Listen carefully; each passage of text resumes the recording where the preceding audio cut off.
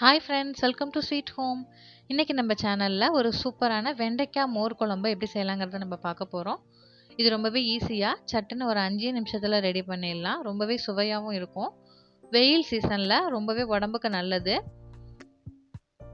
இது இன்றைக்கி நான் வெண்டைக்காய் போட்டு செஞ்சுருக்கேன். இதுவே நீங்கள் பூசணிக்காய், வெள்ளரிக்காய் இல்லைன்னா சில பேர் வடை போட்டு கூட செய்வாங்க. அந்த மாதிரியும் செய்யலாம். வாங்க இதை எப்படி செய்யலாங்கிறத காட்டலாம். ரொம்பவே ஈஸியாக ஒரு 5 நிமிஷத்தில் ரெடி பண்ணிடலாம். ஃபஸ்ட்டு இதுக்கு ஒரு டீஸ்பூன் பச்சரிசி, ஒரு டீஸ்பூன் கடலைப்பருப்பு, இது ரெண்டுத்தையும் நல்லா கழுவிட்டு ஒரு 20 நிமிஷத்துக்கு முன்னாடி ஊற வச்சுருங்க. இப்போ 20 நிமிஷம் ஆயிடுச்சு. இப்போ நம்ம தேங்காய் பேஸ்ட் ரெடி பண்ணிடலாம். ஒரு மிக்ஸி ஜாரில் ஒரு 1/4 மூடி தேங்காய் சேர்த்துருக்கேன். இதில் ஒரு காரத்துக்கு ஒரு 3 பச்சை மிளகாய் சேர்த்துக்கலாம். நம்ம குழம்புக்கு இதுதான் சேர்க்க போகிற காரம். அதனால் உங்களுக்கு எந்த அளவு காரம் வேணுமோ அந்த அளவு சேர்த்துக்கோங்க. இந்த மிளகா எனக்கு 3 மிளகா போட்டால் கரெக்டாக இருக்கும். உங்ககிட்ட இருக்கிற மிளகா எந்த அளவு காரம் இருக்குமோ அதுக்கேற்ற மாதிரி போட்டுக்கோங்க. இது கூடவே ஒரு சின்ன துண்டு இஞ்சி, ஒரு 1/4 டீஸ்பூன் ஜீரகம், இதை சேர்த்தாச்சு. இப்போ நம்ம ஊற வச்சுருக்கிற அரிசியும் பருப்பையும் தண்ணியெல்லாம் வடிச்சிட்டு இது கூடவே சேர்த்துட்டு கொஞ்சமாக தண்ணி விட்டு நல்லா ஒரு ஃபைன் பேஸ்ட்டாக அரைச்சி எடுத்துகிட்டு வந்துடலாம். இந்த தேங்காய் பேஸ்ட்டு தான் நம்ம மோர் குழம்புக்கு ஒரு நல்ல டேஸ்ட் கொடுக்கும். இப்போ நம்ம அரைச்சி எடுத்து வந்தாச்சு. இப்போ நம்ம குழம்பு தாளிக்க ஆரம்பிச்சிடலாம். இப்போ அடுப்பில் ஒரு பேன் வச்சுட்டு அதில் கொஞ்சமாக தேங்காய் எண்ணெய் சேர்த்துக்கலாம். இந்த மோர் குழம்புலாம் செய்யும்போது தேங்காய் எண்ணெயில் செய்யும்போது ரொம்பவே டேஸ்ட்டாக இருக்கும். நல்லெண்ணெயிலையும் செய்யலாம். நல்லெண்ணெயை விட தேங்காய் எண்ணெய் தான் மோர் குழம்புக்கு ஒரு நல்ல டேஸ்ட்டு கொடுக்கும். இப்போ எண்ணெய் காஞ்சதும் ஒரு 1/4 டீஸ்பூன் கடுகு உளுத்தம்பருப்பு போட்டுக்கலாம். கடுகு உளுத்தம்பருப்பு நல்லா பொரிஞ்சு வந்ததும் ஒரு 2 காஞ்ச மிளகாய் இந்த மாதிரி கிள்ளி சேர்த்துக்கலாம். ஒரு 2 கொத்து கருவேப்பிலை சேர்த்துக்கலாம். இதெல்லாம் நல்லா பொரியட்டும். இதெல்லாம் நம்ம நல்லா பொரிஞ்ச பிறகு நம்ம கட் பண்ணி வச்சுருக்கிற வெண்டைக்காயை சேர்த்துக்கலாம்.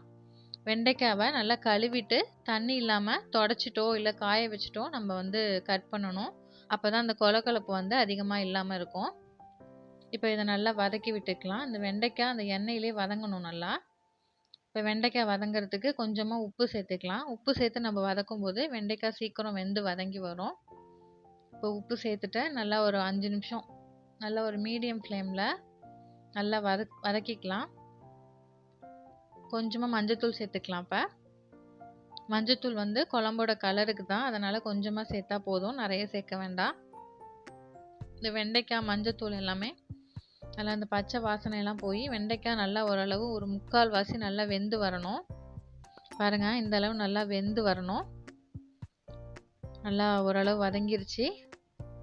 இப்போ நம்ம அரைச்சி வச்சுருக்கிற தேங்காய் பேஸ்ட்டை இதில் சேர்த்துக்கலாம். கொஞ்சமாக மிக்ஸி ஜாரில் தண்ணியும் சேர்த்து இதில் விட்டு கலந்துக்கலாம். நம்ம அரிசியும் பருப்பும் சேர்த்துருக்கிறதுனால கொஞ்சம் கெட்டி ஆகும்.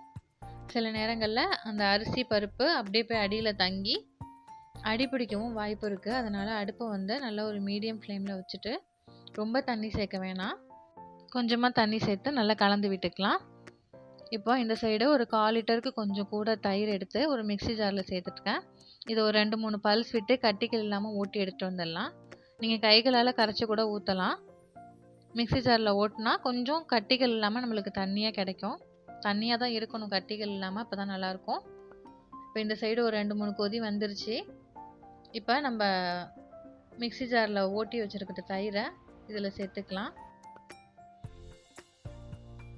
கொஞ்சமாக தண்ணி கூட மிக்ஸி ஜாரில் சேர்த்து நீங்கள் சேர்த்துக்கலாம்.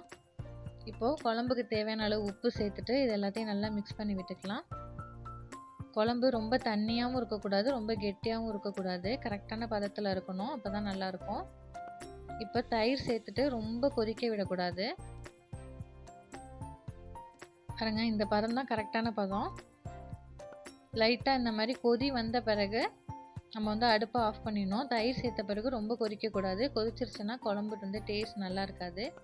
அடுப்பை ஆஃப் பண்ணியாச்சு. கொதி வந்த பிறகு சூப்பராக மோர் குழம்பு ஒரு 5 நிமிஷத்தில் ஈஸியாக ரெடி பண்ணிட்டோம். ரொம்பவே சுவையாக இருக்கும். நம்ம கல்யாண வீட்டிலலாம் சாப்பிட்ற மாதிரி ஒரு டேஸ்ட் இருக்கும் அப்படி செய்யும்போது. கண்டிப்பாக நீங்களும் உங்கள் வீட்டில் ட்ரை பண்ணி பாருங்கள். ட்ரை பண்ணிவிட்டு எப்படி வந்ததுங்கிறத என் கூட ஷேர் பண்ணிக்கோங்க. இந்த வீடியோ உங்களுக்கு பிடிச்சிருந்ததுன்னா வீடியோவை லைக் பண்ணிக்கோங்க. கூடவே சேனலை சப்ஸ்கிரைப் பண்ணாமல் யாராவது இருந்தீங்கன்னா சேனலையும் சப்ஸ்கிரைப் பண்ணிவிட்டு தொடர்ந்து உங்களோட சப்போர்ட் எனக்கு கொடுத்துக்கிட்டே இருங்க. அப்போ தான் நான் இன்னும் இந்த மாதிரி நிறைய வீடியோ போடுறதுக்கு எனக்கு மோட்டிவேஷனாக இருக்கும். மறுபடியும் இன்னொரு வீடியோவில் பார்க்கலாம்.